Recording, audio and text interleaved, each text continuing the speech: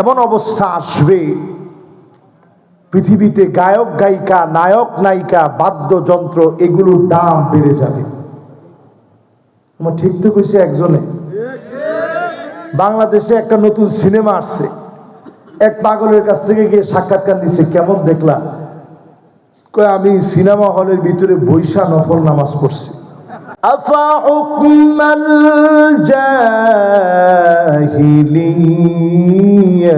ইয়াবগুন।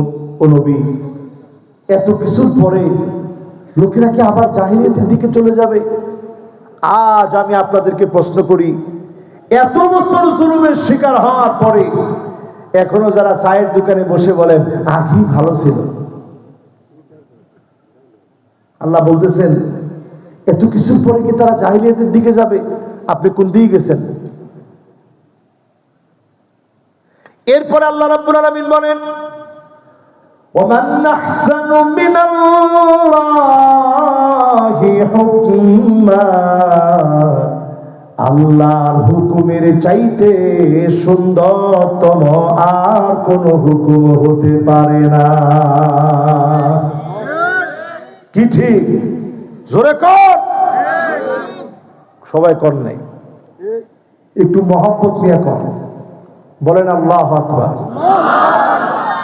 আল্লাহর হুকুমের চাইতে সুন্দরতম আর কোন হুকুম হতে পারে না। এই যে আসিয়ার মতো একটা বাচ্চা মেয়ে মারা গেল, শহীদ হলো দর্শনের উপর।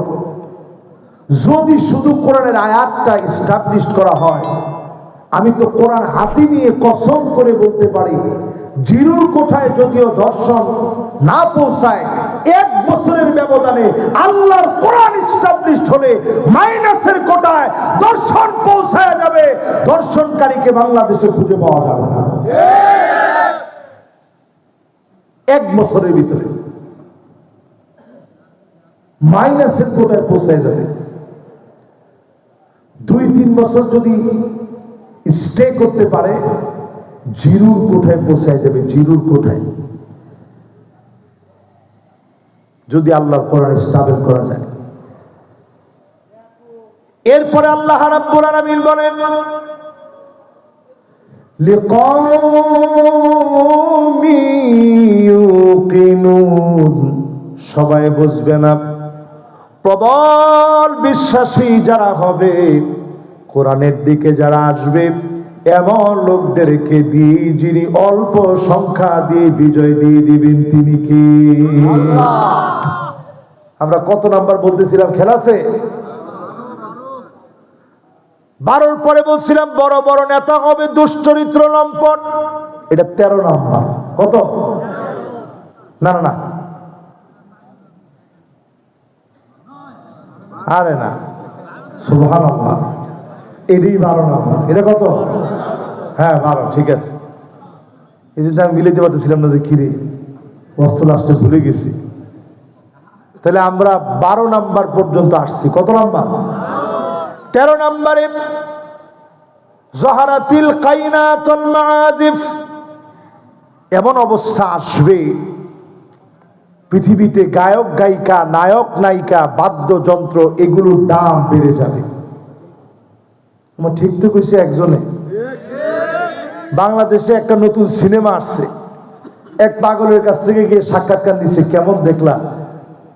কয় আমি সিনেমা হলের ভিতরে বৈশা নফল নামাজ পড়ছি। কিরকম মুসলমান কোন? আল্লাহ যে আযাব দেয় না। আরে আমি এই কথাটা শোনার পরে আপনারা তো হাসছেন। ছেলেটা পরেই বলতেছে আমি একজন কোরআনে হাফেজ। আহা, হ্যাঁ, একজন কইছে যে হুজুর জান্নাতি বান্দা ঢুকছে, উনি ওইখানে নামাজ পড়ছে। বলছে যে এই ছবি দেখলে আর কিচ্ছু দরকার নাই। ছবির নাম কি? না না থাক, না না ওইটা আপনারাই বলছেন। কি? এই যে আপনারা কইলেন, আপনারা জীবনের দিকে একটু ঘাইটা দেখেন, এদের জীবনে বরবাদ ছাড়া কিছু আছে? এদের জীবনে আছে কি? একটু মিলায় দেখেন।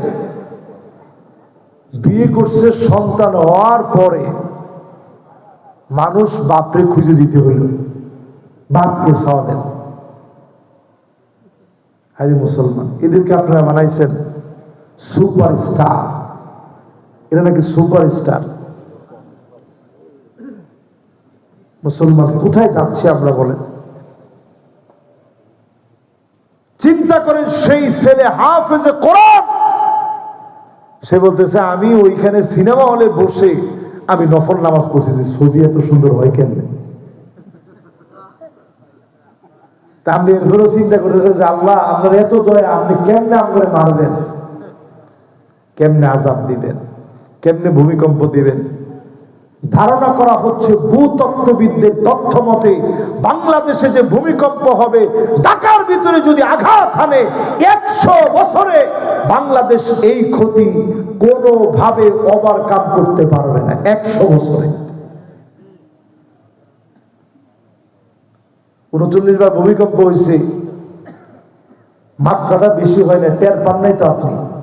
ওই যে নামাজিগুলা হেঁটে হেঁটে গেছে, এদের কারণে, সেজদার ওজনের কারণে ভূমিকম্পের ধাক্কাকে আল্লাহ হালকা বানায় দিয়েছে। আল্লাহ